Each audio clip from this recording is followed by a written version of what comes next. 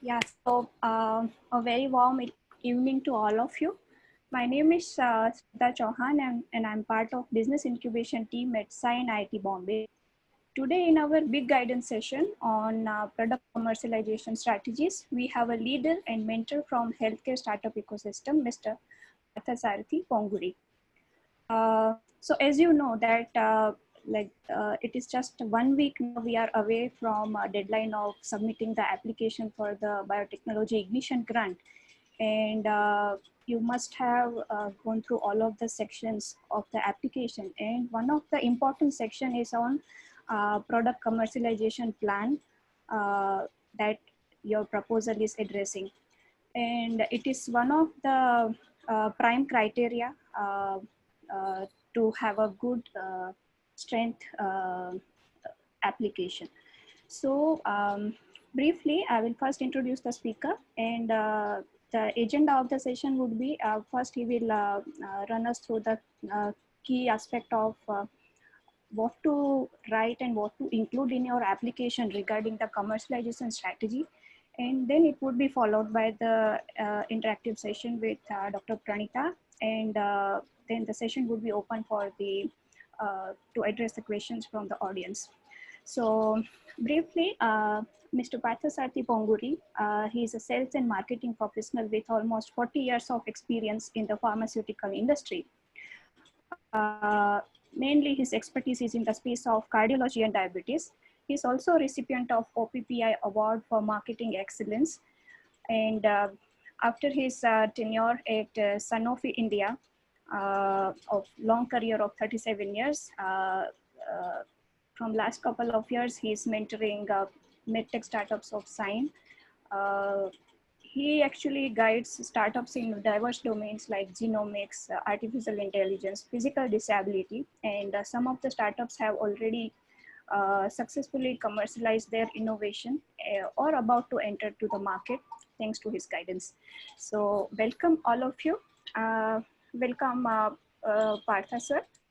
Now I would request you to share your presentation and please start the session.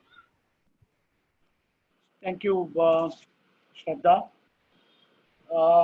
Pranita, should I start the session, or you would like to ask me questions? How do you want to go about it? I think Partha sir, let's just start with one question, which probably, maybe your presentation may provide maybe good insight in that question. Let me ask you one question that I think, as Shraddha already mentioned, we have been conducting a lot of various BIG guidance sessions during last, I think, 1 month or so. More than 1 month, and during this besides that, we were also conducting interactive session with our BIG applicants, where we have received the question about this: how to address commercialization strategy section in the BIG application, and for that matter, we have designed this session.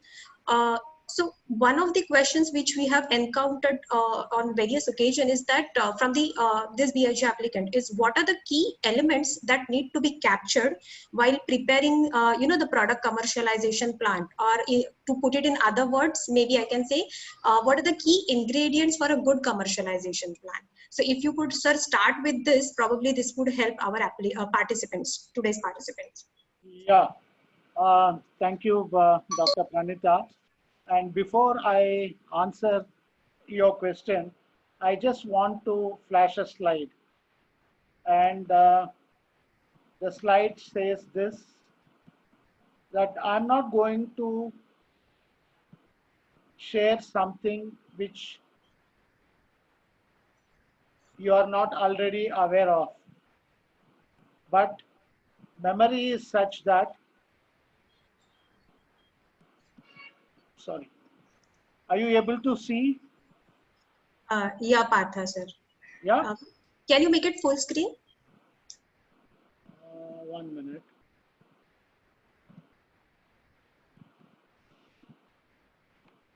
Yeah, the advantage of having a bad memory is that one enjoys several times the same good things for the first time.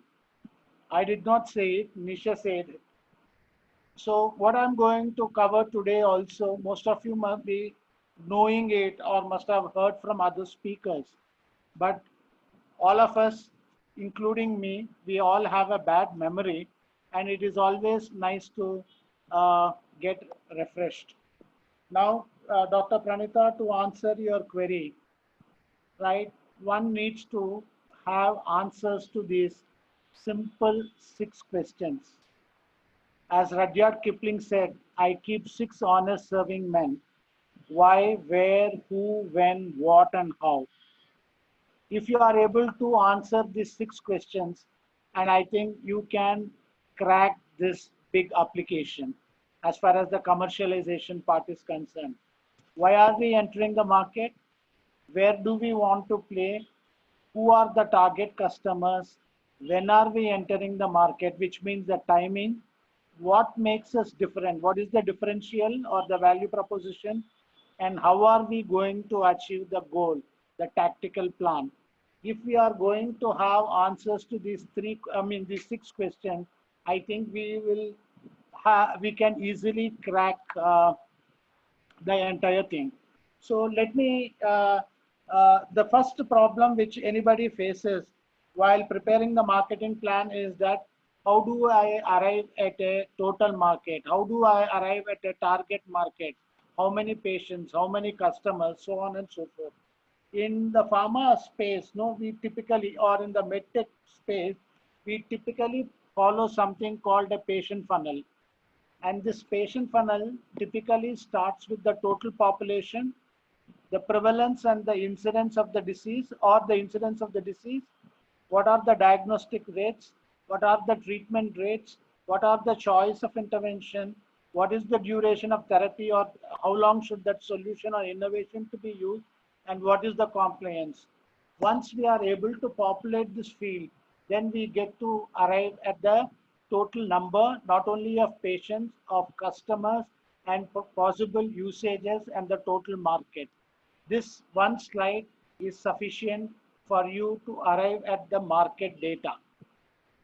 Say, let me answer this. Let me make it all the more clearer. See, I have an innovation, medtech innovation, which addresses the inhalations, which addresses the problems of inhalation of asthmatics. I have a beautiful or a very efficient inhalation device. Now, how do I go about estimating the number of patients who can actually benefit from my innovation? Say, for example, there are 8.4 crore patients suffering from asthma. Actually, only 4.1 crore patients are diagnosed. Out of those diagnosed, only 3.3 crore patients come on to any kind of therapy. And out of these 3.3 crore patients, only 80 lakh patients are on any kind of inhalation. So what is my market? Most of us commit the mistake of capturing this 8.4 crore number. Or sometimes we end up capturing the number of patients diagnosed, which is 4.1 crore. Or sometimes we say 3.3 crore because they are the ones who are treated, and all 3.3 crore people will come on to my innovation. That is not going to happen. And what you need to do is find segmentation. And if you have filled up the patient funnel properly, you will be able to easily arrive at this 80 lakh patient population. I hope I have been able to give some kind of a clarification to the question which you have asked, Dr. Pranita. Yeah, yes, sir. Yeah. So Yeah. I think, yes. So I think I understood. I mean, the ingredients which you explained is those questions which every applicant has to answer. That's how they will arrive, probably addressing this section. But then when you say that you have arrived, let's say, to this 80 lakh patient, so how, I mean, how should we arrive at this number? How to collect the essential data points which are necessary to arrive this particular number, sir? Okay. See, there are many reports that are available in the market. For example, if you are in the medtech space, the good space to start with is IMS data. IMS data gives a lot of data points based on which you can get the patient numbers. The Census of India gives a lot of patients, a lot of data on disabilities and how many such patients are there, gender-wise, and so on and so forth. If you are in the FMCG and other kind of spaces, you will get all you want from Nielsen, AC Nielsen. If you are in the automobile sector, automobile space, Automobile Association of India, every month they release the number of cars sold, the type of cars sold, the number of two-wheelers sold, the type of two-wheelers, at what price points and all that. If you look around, there are enough and more sources of information that are there. In addition to this, if you don't have any access to these things, even if you get a dated report of, say, Forrester, right, that will be a good point to start with, right? The CAGRs which they project by and large hold, right? You may not get the perfect number, but you will get a fairly good number to start with. So there is enough and more data, I mean, sources that are available, and you will be able to easily pick up the data. Sir, I don't have access to ORG, Nielsen, or any of these things. Then the best thing is go and ask your customer. He will be able to guide you. Or go and ask your channel partner. He will be able to guide you. For example, I mean, the other day I was advising a startup which has come up with a dental innovation after almost 75 years. No such innovation has been there in that space of dentistry for almost 75 years. And this man had come up with a dental burr, nano diamond dental burr. Now, that is an industry where data is not captured or kept properly.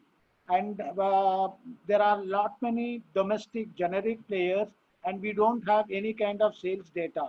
So how do we go about estimating the market size and all that? And this startup was stuck there. Then he came to me, and then I suggested, okay, who is the major competitor to you? He said there is a Japanese company and there are many Chinese players. Then the best place to capture the data is look at the government of India export-import data. Imports from Japan, that will take care of the Japanese product. Imports from China, that will take care of the Chinese product. And if there are other countries from whom we are importing, you will get it there, right there. It is on Government of India website. And if these people say sell about, say, 80 units and they have a 80% market share, then you can confidently say that the total number of dental burrs sold are about 100 units, right? So if, I mean, there are many ways of, procuring data. Or if you are entering into a new segment where you don't have any data points to rely upon, then you have something called markers, data markers. That is, for example, I want to come up with a solution for, do it yourself kind of a kit for whether I will be able, I mean, whether a woman will be able to conceive or not, anti-Mullerian hormone test, AMH test. Now, there is, I mean, how many tests do big time labs do? We do not have any data, and it's very difficult to get that data.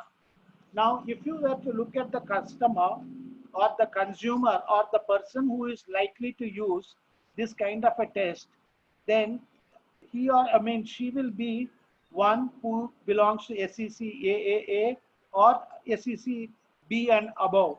So one of the ways of procuring the or evaluating the market is pregnancy test kits, that is one, or you can even take, VWash as a marker. The number of people who use VWash as a solution to their hygiene problem, they are the ones who are more health conscious, and they are the ones who are more likely to pick up these kind of tests.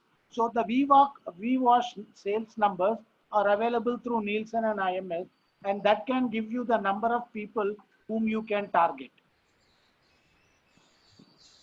Okay. Okay, sir. Uh, I think I think our participant must have must have received a good insight into how to go about collecting these data points, because this is one of the questions which we were getting a lot. I think based on this, I have one more question for you, sir. Is that, how to plan for a market entry? I mean, the means of market entry or any other information suggestions you can give these startups or maybe the entrepreneurs who will be just, starting this journey. Market entry you are talking about? Yeah. Yeah. See, there are a couple of things.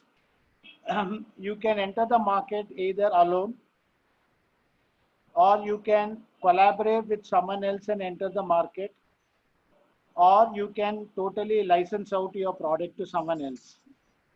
These are the three ways where, you can enter the market. Another way of answering that question is, do you want to be a brick and mortar player, or do you want to be a hybrid digital player, or you want to be a digital player? How do you want to go about conducting your business? That is another way of looking at that question.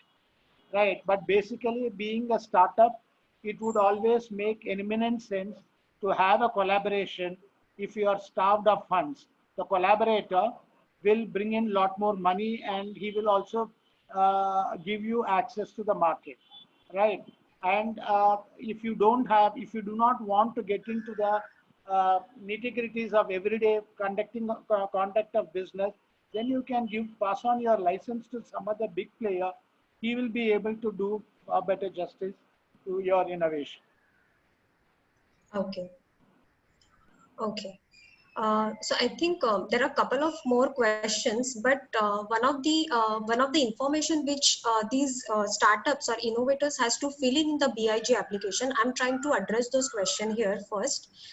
So they are also, they have a lot of question about when there is a section asking about 3 to 5 year roadmap for their product or solution or technology, and these people are just starting. I mean, initiating this journey, and probably not have much of the information on that how our journey or my journey is going to be. Now, while preparing for that, how should they, go about it? What are the right questions they should ask for this? What are the data points? Again, I'll say they need to collect to prepare their journey for the next 3 to 5 years. Yeah, once you have identified the market, right, and where you have identified the segment where you are going to play, then you will have a data points like how many customers are there, how many patients are there, then all these data points you are aware of. Then when you make an entry into the market, you will target a limited number of customers because you are limited by your resources, right? You will start small, and slowly over a period of time, you will start growing. Typically, what we have seen in business, at least in my business, when I had launched any product, right? Typically in the first year, I used to do somewhere around 1.5 crore to 2 crores, right? In the second year, I almost double it, more than double it. Say it used to be somewhere in the range of 4 to 5 crores, and then there is a 70 to 80% growth in the third year. Then it comes down to 40-50% growth in the fourth year, and so on and so forth. Where at somewhere around 20-25% growth, it stabilizes for some time, and then your volumes will increase, but the growth rates will keep coming down. So you can safely assume that a turnover of 10 crores, if the idea is good, if it is feasible, a safe turnover of, say, 30-year turnover of 10 crores would be an ideal way to project the market. Okay. And then how about, sir, accommodating things like validation, certification in this journey? And Yeah, since most of the startups are in the medtech space, regulatory requirements are, I mean, you need to meet a lot of regulatory requirements. Only the day before yesterday, Government of India has released a document which I can share with you and which you can share with your startup, which are the ones which require permission to be granted by the Government of India, CDSCO, right? Which are the devices that come under their purview. So based on that, your regulatory journey starts. And if there is something which the patient has to use internally, then it could be quite challenging. In terms of regulation, it is time consuming, and there is a lot of clinical trials which you need to do, clinical validation which you need to do, which is going to be not only time consuming but also expensive. yeah, yeah. So I think this was about the people in the medtech sector, that they also have to include this I think extensive plan for validation, certification in their this 3 to 5 year roadmap. But how about, sir, other people from other sectors? See, Uh, people who are in the industrial biotechnology space, if they are bordering on patients, then obviously that solution has to, the necessary approvals have to be taken from the necessary authorities. Also, green technology, the environment ministry and all those people, they come into play. You need to take clearances from such people also. So, it will be a mixture. Yeah, so I think this is the integral part of their 3 to 5 year roadmap, which actually, in case of a BIG as well as I think other grants as well, where they're asking about their roadmap for the for how they're going to plan their launch of the product, or maybe how they'll approach or address the market, something like this. So I think, sir, I would also like to know the essential criteria or maybe pointers for making a marketing plan. I think you have some slide on that as well. Yeah, Yeah. sorry. What is the need gap opportunity that you are addressing? Who are your customers? What is currently driving the market? What are the key drivers of the market? What, who are your competitors and how is the regulatory scenario? How are you going to price your product? Based on the pricing, how many units you are going to sell, which will give you your sales and turnover, then the operating income, and what is your go-to-market strategy. Okay. If you are able to address these things, then you have a perfect, near perfect marketing plan, at least on paper. Yeah, I think I understand that each of these pointers which you have gave will take Even for big people can use this kind of a template, right? What they cannot fill, they can see. For example, key drivers they may not know, but other data points they can fill in, and that would impress. so can I request you to explain this slide with one example, if you, I mean, if it is possible, if it Uh, is feasible? yeah, say for example, the need gap, patients with Parkinson's disease, at some stage, they fall down. And typically a stick or a walker is something that is used. But there is a new innovation that has come where they need not use cumbersome things like a stick or a walker, but they can wear a socks kind of a thing, and which will prevent them from falling. Okay. Okay. Now, who are the customers? Now, since it is a medtech product, you will have to do hybridization, hybrid segmentation. On one hand, you need to talk about the doctors, and on the other hand, you need to talk about patients. You cannot approach the patient directly. It has to be recommended by a doctor, whatever, whether it is a pill or any of the devices. Unless the doctor recommends it, he is not the patient is not going to buy it. Okay. So you need to do hybridization, hybridized segmentation, wherein which you need, who are the customers who treat most number of cases of Parkinson's disease. Obviously, there are neurologists. How many neurologists are there in the country? You need to pick it up. Maybe there are 1,500 neurologists. Not all neurologists may be treating Parkinson's disease. So there is a subspecialty also. Within super specialty, there is a subspecialty. And maybe there are only 200 doctors who are dedicated to treating movement disorders. Parkinson's disease comes under part of movement disorder. So my customer is that patient, that doctor who treats Parkinson's disease exclusively. And then who are the patients? Not all patients of Parkinson's disease are my target customer. Those patients who are in stage 2 or stage 3 of Parkinson's disease are my customer. They are the ones who are mobile, but they fall down. Stage 4 patient, he is immobile. Stage 1 patient is not even aware he is having this problem.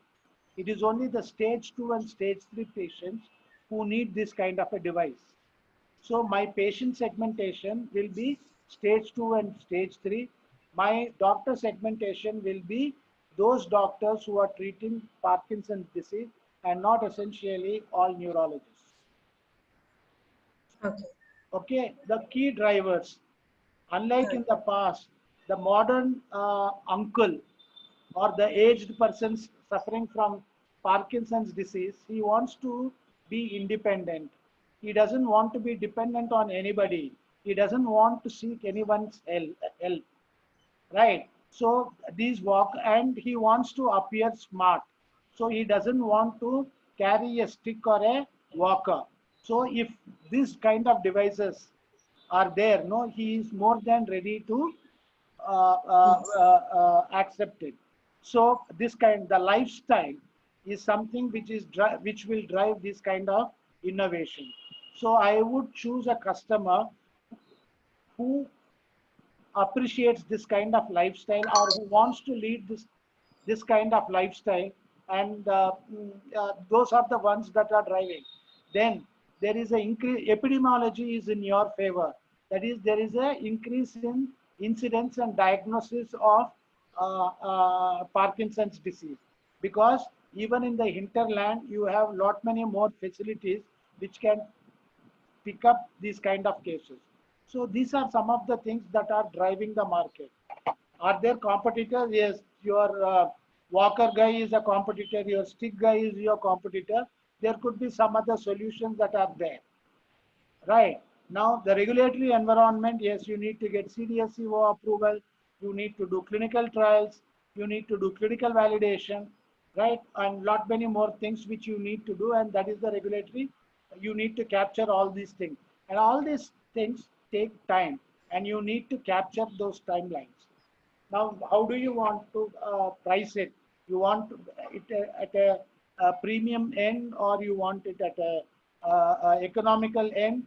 That is something which you need to decide for yourself, because it's your startup, and then you need to compare your price with the market price. You need to do some kind of a market research where you will pick up, say, will this price hold? Will I have sufficient number of customers at this price point? Is something which you need to do and decide for yourself. So your of course your sales, first year, second year, third year sales, and what will be the expenses, which includes operational expenses, capital expenses, so on and so forth. And go-to-market model is what, as I said, is it going to be digital? Is it going to be digital? Or is it going to be brick and mortar? Or you're going to license it out, or you're going to market it on your own? So these are some of the things that need to be captured. Yes, yes. So I think with example, it was pretty much clear that how, let's say with this example, how should we go about getting this important information under the marketing plan. But on this, on the same line, I have one more question. Let's say most of these, BIG, if we are talking about BIG applicants, most of them are just starting their journey. What do you think? What will be the barriers for the commercialization for such small startups, or maybe who are at early stage or something? See, there could be many barriers. One is the financial barrier. If you don't get funding at the right time, obviously you cannot execute your idea, right? Right. So then there are market entry barriers created by your competition. It is too costly to enter a given market, right? That could act as a barrier. Yeah. Three, major dominant players. They can, I mean, they can handle your launch very easily if there are major dominant players, right? They can outprice you, they can buy you off, they can do many other things. That could be entry barrier. That could be an entry barrier. Or your competitors can lock your customers with their own offers and solutions. That could be a barrier. I mean, there are many barriers. I mean, the list is endless. But these are primarily, I mean, one is finance is a barrier. Two, uh, uh,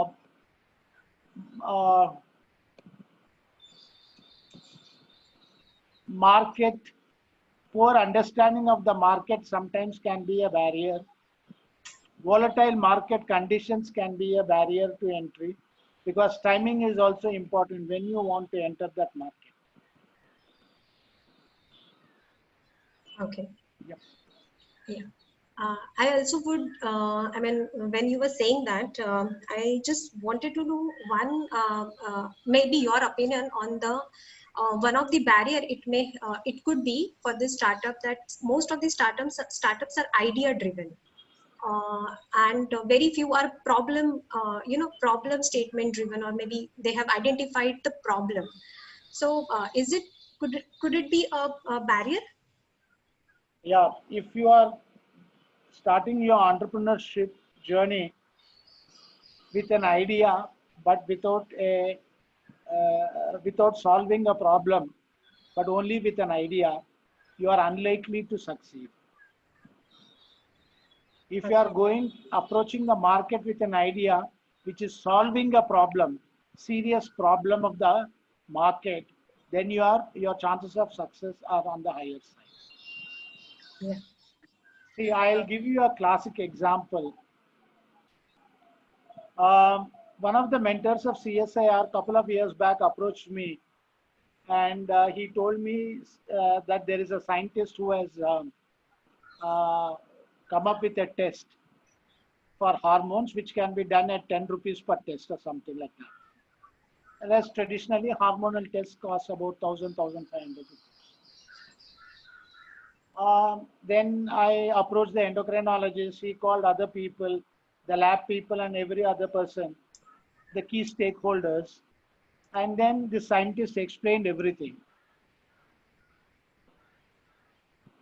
And they were all impressed. 10 rupees, a hormone test, enough and more money to be made. Everybody was happy.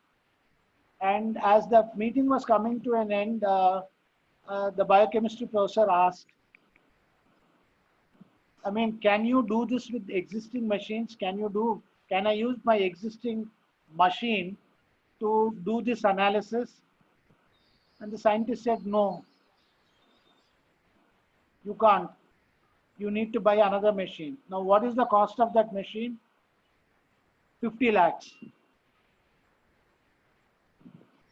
Okay. Now, who is going to buy your idea? 10 rupees per hormone test is all fine. But who is going to bear the associated costs? So this scientist, being a government scientist, he did not bother about techno-commercial feasibility. He was bothered only about technical feasibility. And when you are entering the market, you need to have techno-commercial feasibility. That is, you may have a patent, but that will not ensure that your product or your approach to the market will be a success. You may have 10 granted patents. Nothing will come out of it if those patents are not solving a problem of the market. Okay. Okay.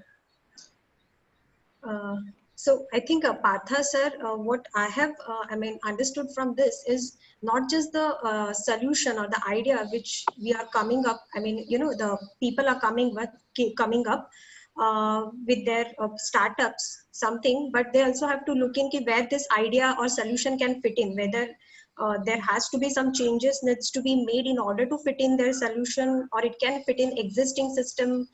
All that thing has to be also considered while they come up with the solution or something. So I think the message here is that idea may be good, but it has to be driven by the real problems, and other the techno commercial, the way Partha sir explained, that has to be taken in consideration.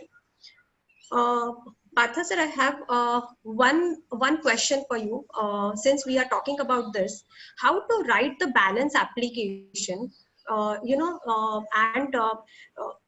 if how it could be balanced in terms of technical as well as commercial, both the aspect. I am asking this question because you are also a reviewer for BIRAC schemes, so you understand from that perspective as a reviewer. See, most of the startups being technocrats, no, they spend a lot of time talking about the technical features. Unfortunately, what they forget is they do not talk about the benefits. They capture only the features. What does that feature entail? Or what benefits the end user is going to get because of your innovation is something that is never captured, and most of the reviewers look forward to. And this is not a PhD thesis. It should be very concise. What is the problem you are trying to address? What is the technology you are deploying? How is it going to benefit the end user? If these three things can be captured succinctly without beating around the bush, then you have a winner on hand. At least the reviewer is more likely to go through it. Yeah. Partha sir, I think there is one question in the chat box. Since we are still discussing on this, about the data collection. You said about something from IMS data. So they wanted to know what is the IMS data and is it available for all? IMS, entire pharma industry operations are captured in IMS data. Around 250 pharmaceutical companies feature in this IMS data, right? They are the major players and they contribute to almost 80% of the market. So 250 pharmaceutical companies are picked up. All their products and their sales, both in terms of units, rupee value, so on and so forth, everything about the products that are being sold in the market are picked up and then featured in this. It's a monthly release. Every month you will get it. People who subscribe get it. Usually it's an expensive proposition. So if you have any industry contacts, you can obtain it very easily, or their office is in Powai, Hiranandani Center. Anybody can walk in and then say that you are a startup. Most of the times they oblige. Okay. Okay. So there is one question in the chat box, which I would like to take it, is that, the BIG proposal, I understand that the question is in the, about the theme that it can be applied under area of environmental science, addressing any problem or challenge So I want to answer this question is that yes, you can apply under environmental science. I mean, any work which goes under that, maybe wastewater treatment in any air pollution or treatment unit or something. That sort of a thing can go until I mean it should have a bio component. I mean, then as the name says, biotechnology ignition grant. So some bio component has to be there in your problem, in your solution or the technology which you are trying to develop. So if it is in environmental science also, that can be you can also submit the proposal here. I think, sir, I think there is one question in the chat box for you. Please repeat the 3 important things just discussed. I suppose, I think we have discussed about the marketing, I mean, market entry something, and probably those 3 points, I think the participant would like to know. I mean, can you come back again? Or maybe we can unmute Mr. Somnath. Mr. Somnath, Dashrath, can I request you to please unmute Mr. Somnath so that he can ask his question, so it will be more clear. Sure. Yeah, thanks, Dashrath.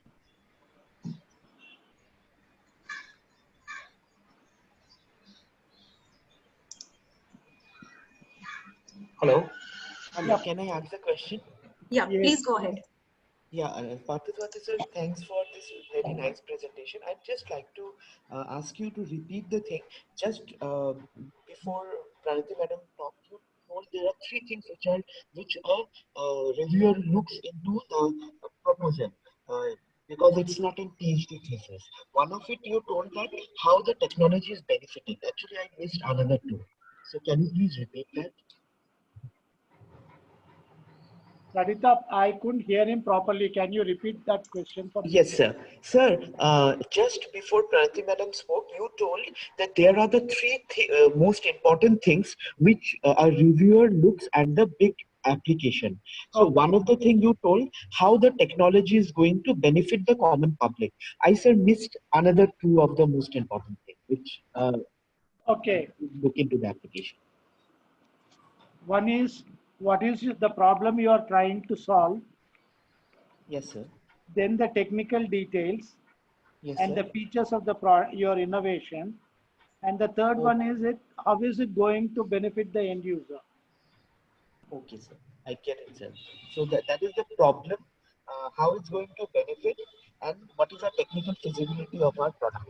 The problem you are trying to solve, the features of your innovation, and the benefits which your innovation will provide. Okay, I get it, sir. Thank you very much, sir. Another way of doing it is when you are communicating it, then Yes, it sir. is where, why, and how.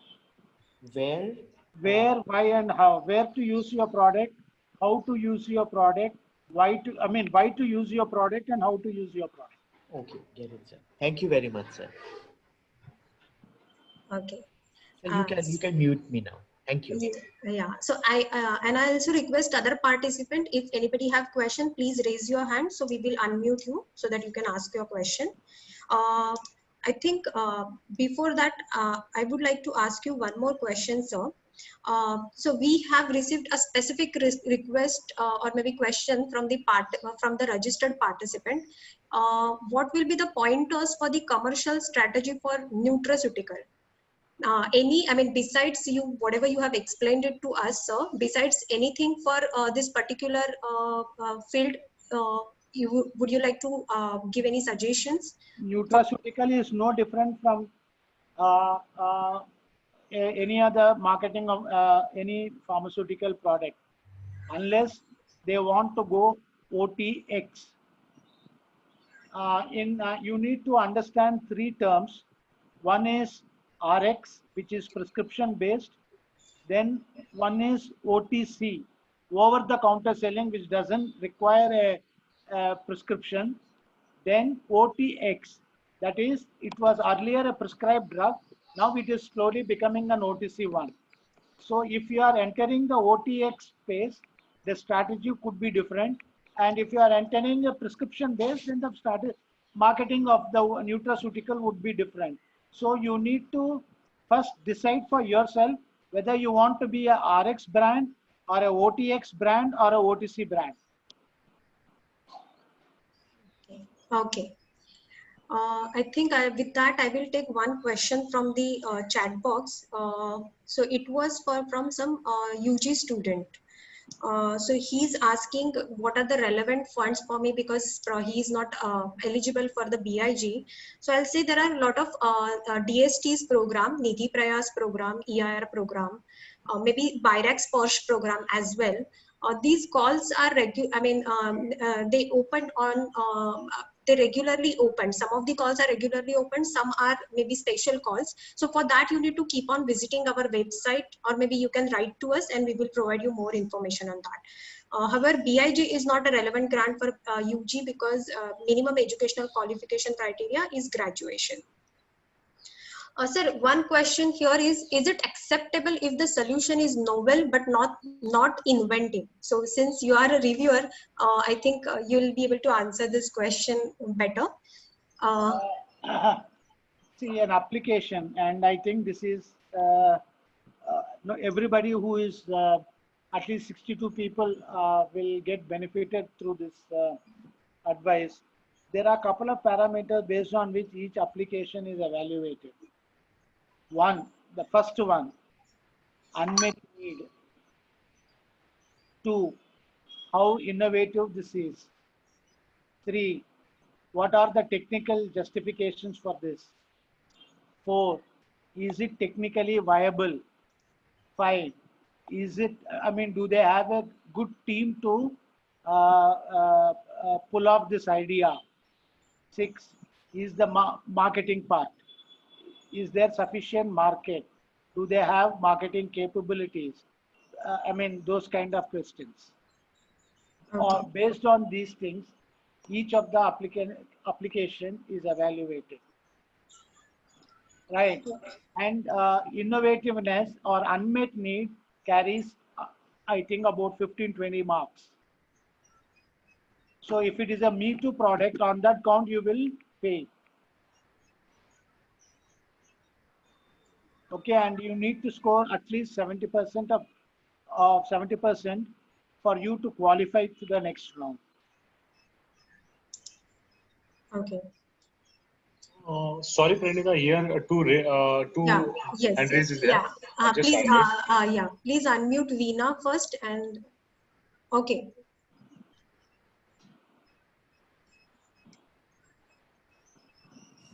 Please go ahead. Yes, I'm a doctor. Yep. Over a period of years, in my experience, whatever problem I have seen with a patient, I have got an idea and I've got a solution for the problem also. Mm-hmm. And I am sure that there will be a market for this, but because I have not done the market search, or because on demand, my patients need this, I know. Yep. And can I apply to BIRAC for a BIRAC grants for a proto, to make a proto model? Yeah, see, basically BIRAC grants are for proof of concept. So yes. your thing comes under that. Okay. Can I apply for this BIG? Yeah, you can apply. Okay. And one more question. Yeah. One more question I have got. Now, every time an innovator faces a problem that patent is ready, like what you said, and then even the proof of concept is ready, but it's so difficult to reach the commercialization angle. So how do we get into the commercialization angle and work retrospectively? Working retrospectively is a difficult proposition. Usually, madam, there are a couple of things which you need for a successful commercialization. One is that the cost of shift. The customer is traditionally using some solution to take to meet the problem, right? And to come on to your innovation, no? Yes. How economical or how expensive it is. Okay. That is something that everybody will consider. Okay. If the cost of shift is high, then the chance of success is low.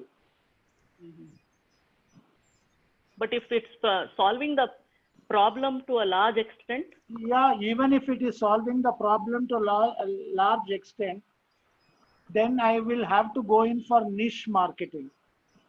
That I will address only the likes of Ambanis and Ratan Tatas. I mean, just to convey a point here. Okay. I will not get a mass market. I will get a niche market. Maybe SCCAAA. Okay. Right, number one. Number two, even if it is a great innovation, social acceptance is something that will determine the success of a product. If it is socially not acceptable, then howsoever good the product may be, no, you will not succeed. The chance of success are pretty slim.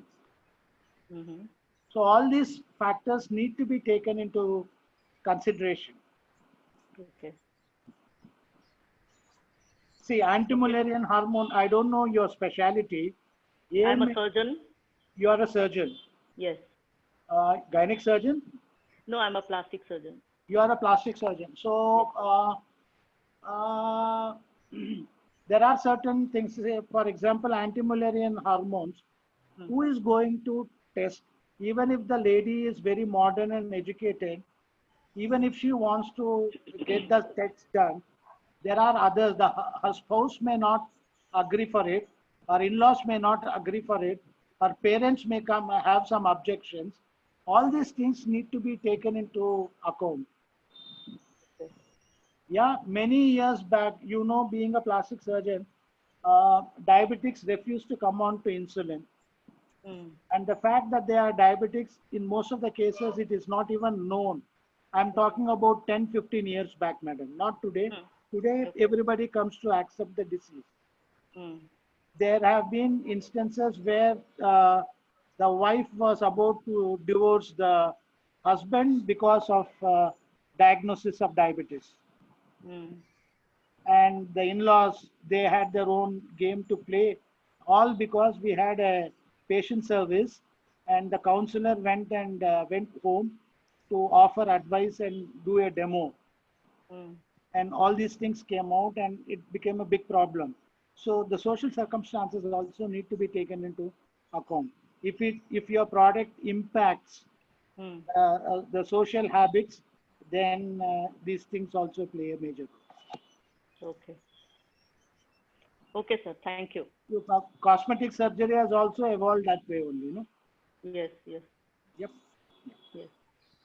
Thank you. Yep. Thank you. Okay, great. I have on this line, I have one more question is that, let's say when there is a product centric approach, this startup have a product centric approach, what are the strategies should be, applied to make it more acceptable or popular in the market? Maybe related to branding, I guess. But I think one of the participants would like to have more information on that. Whatever, I mean, whenever you see, branding is resorted to when you are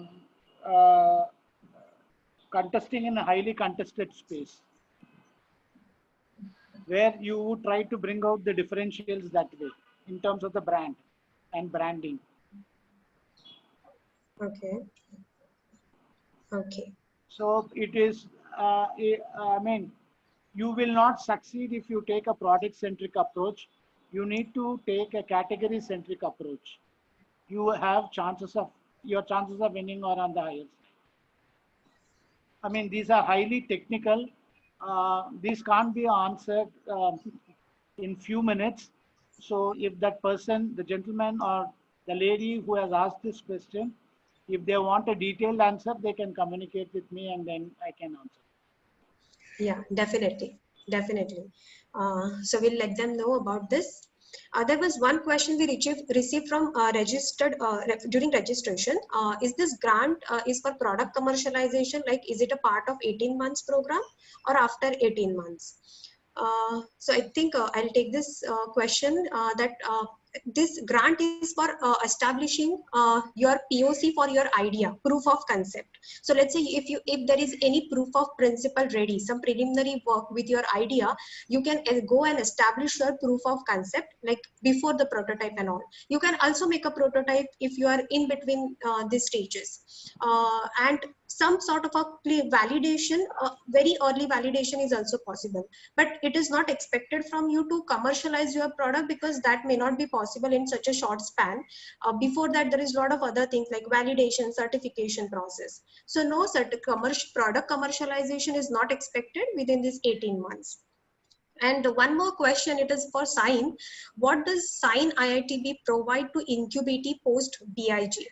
Shraddha, would you like to take that question?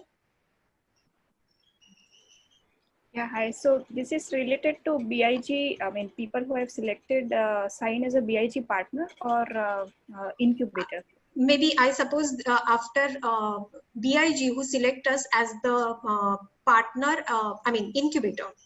Incubator, okay. So as you all know that participants or applicants who are applying as an individual, and they are yet to form their startup or a company or a venture. So it is compulsory from BIRAC that you need to get incubated and nurtured by the incubators. So if you are incubating at Sign, so depending on your requirements, like product development requirements, because in BIG we are mainly doing the POC development or the prototype development. So you will significantly require, one thing is that the support from the lab infrastructure. So at Sign we have a different kind of labs catering to the different requirements of the sectors, like people working in the medical electronics, or developing some disability products, or a biochemistry solution, or any like a wet lab, a bio-wet lab. So we have all kind of labs here where you can primarily do your work. The other thing is that since we are situated inside the IIT Bombay,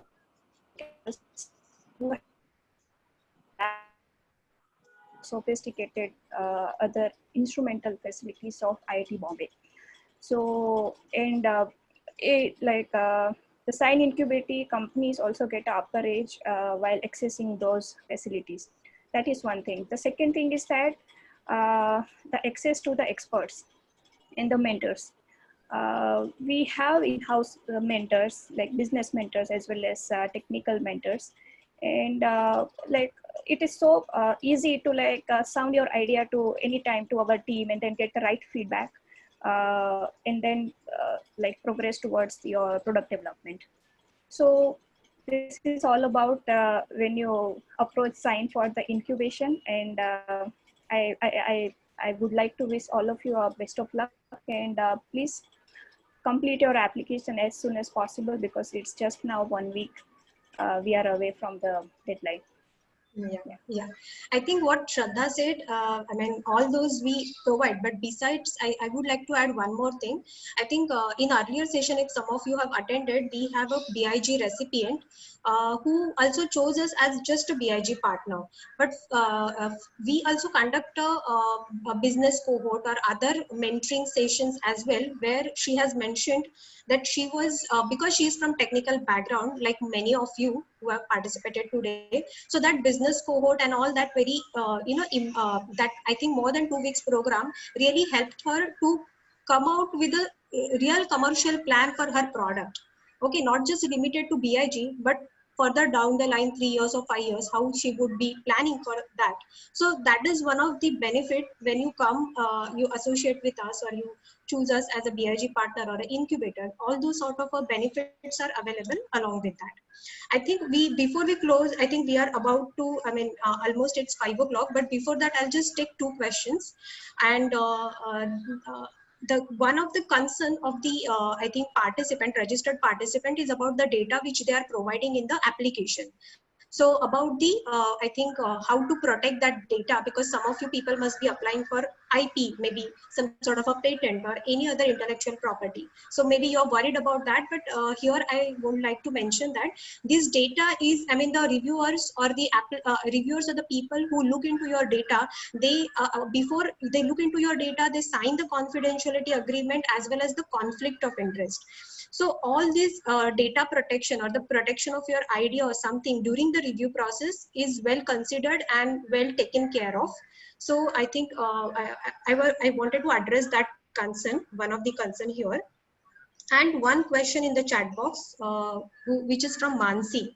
I think, is it recommended to have a marketing plan and marketing survey before the proof of concept is established? This is especially with respect to the BIG application. So Partha sir, if you would like to take this question. It is very important that you go out in the market and pick up feedback on your innovation from your customers. And that will help you quite a lot. The preliminary round, you may not need this kind of a thing, but when you are presenting in the TEP, your marketing interactions will play a significant role in the selection. So it will also improve your product once you go out in the market and start interacting with the customers. Customers feedback is always important, and you may get some more ideas also on how to better your product. So it is very, very important to interact with customers as you're developing your product. Till such time you are about to launch the brand in the market, you need to keep on listening to your customer, improvising it, and even later in terms of services, you need to keep listening to the market. Yeah, thank you. Thank you, Partha sir. And with this, I think I'll hand over the session to Shraddha. Shraddha, over to you. Yeah, so it was nice interaction, Mr. Parthasarathy, as always. And I would like to thank all of you. And again, would like to, it's a gentle reminder that please fill up your application as soon as possible. And tomorrow, Pranita, are we arranging any question answer session? Yes.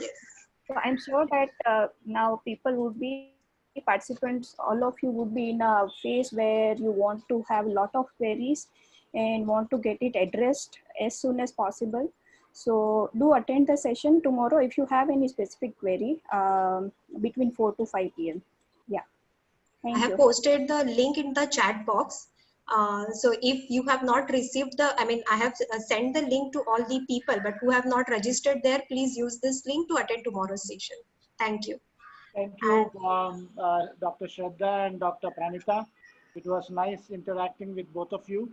Also, I thank SIGN as an organization for giving me this opportunity to interact with young minds. Yep, I thank you all. Thank you, sir. Thank you, sir, and thank you, everyone.